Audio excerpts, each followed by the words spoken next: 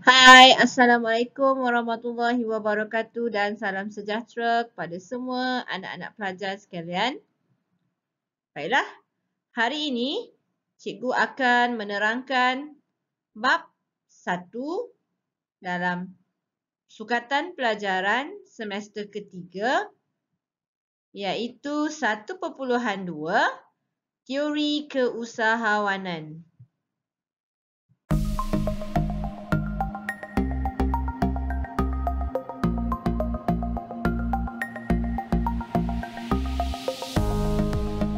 Terdapat 3 teori keusahawanan yang kita perlu ketahui, iaitu yang pertama, pendekatan ekonomi, kedua, pendekatan psikologi, dan ketiga, pendekatan sosiologi.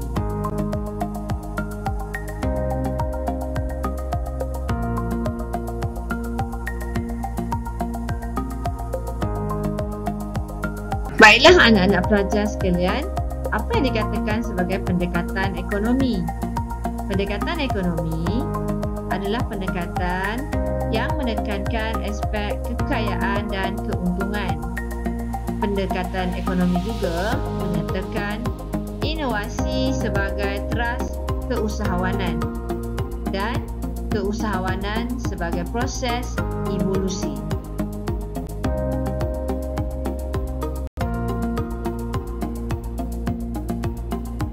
Seterusnya kita lihat pula siapakah pelopor bagi pendekatan ekonomi ini.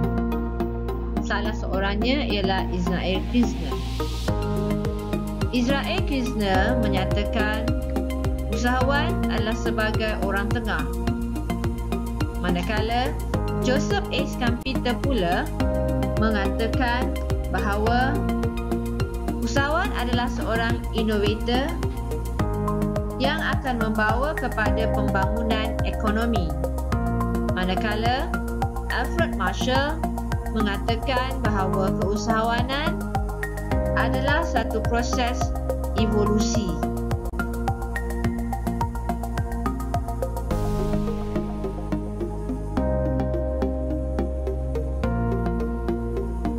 Ini adalah gambar Israel Kirzner.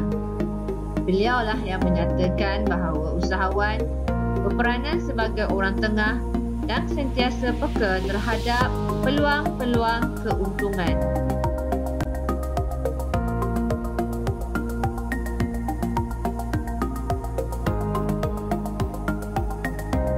Gambar ini pula adalah Joseph A. Schumpeter.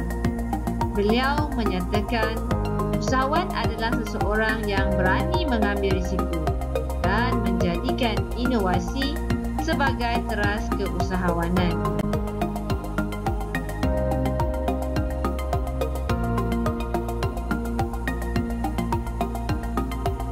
Gambar yang seterusnya adalah gambar Alfred Marshall.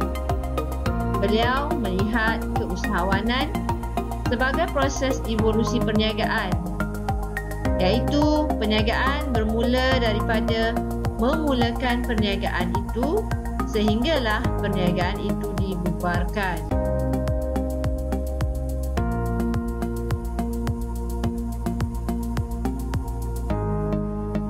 Baiklah anak-anak pelajar sekalian, pendekatan yang seterusnya adalah pendekatan psikologi. Pendekatan ini menekankan aspek personaliti peribadi seseorang usahawan. Ciri-ciri usahawan seperti keperluan terhadap pencapaian, lokus kawalan dalaman, sanggup mengambil risiko dan sanggup bekerja kuat merupakan penekanan dalam pendekatan psikologi.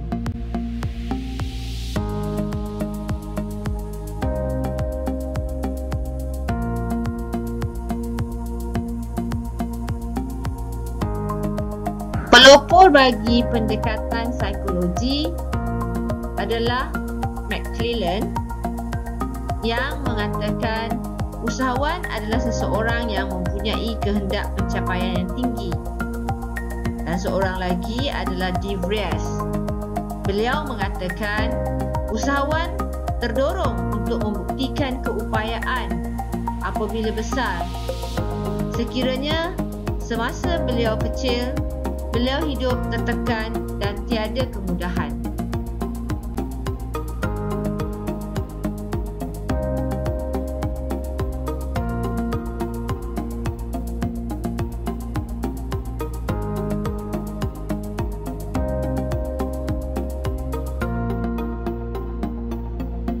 David McClelland atau lebih dikenali sebagai McClelland memperkenalkan teori pencapaian McClelland. Teori ini menerangkan tentang 3 keperluan, iaitu keperluan kepada prestasi pencapaian, keperluan kepada penggabungan atau perhubungan, dan keperluan kepada kuasa.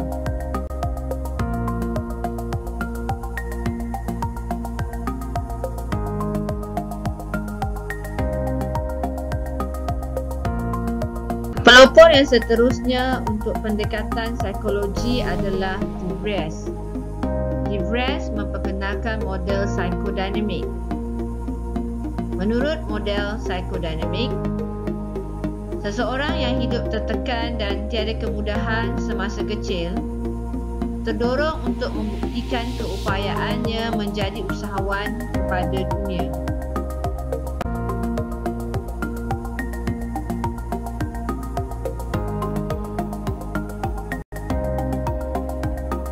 Pendekatan yang terakhir adalah pendekatan sosiologi. Pendekatan ini menekankan aspek keadaan dan situasi sosial. Faktor sosial adalah seperti budaya, galakan masyarakat, pengalaman, latar belakang pendidikan yang boleh mempengaruhi seseorang untuk menjadi usahawan.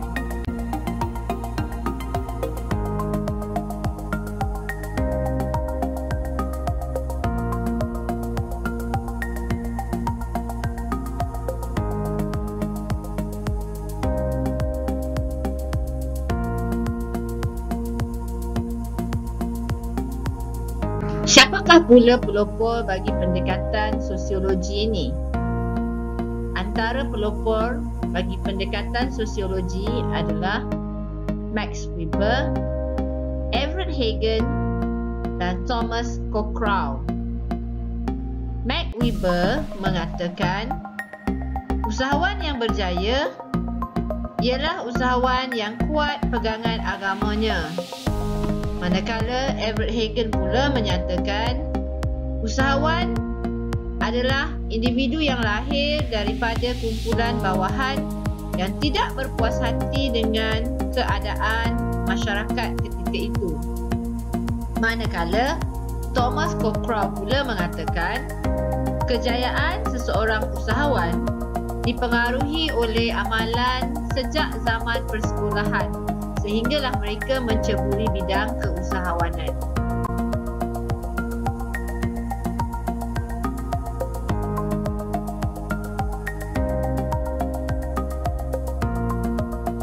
Ini adalah Max Weber.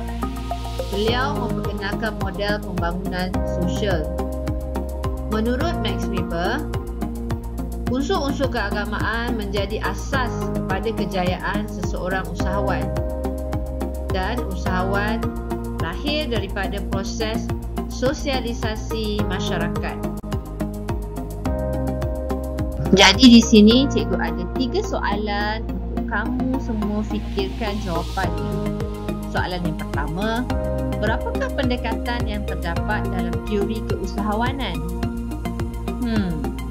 Berapa ya? Soalan yang kedua, jelaskan teori keusahawanan mengikut setiap pendekatan. Dan yang ketiga, nyatakan siapakah pelopor bagi pendekatan psikologi. Jangan lupa untuk jawab.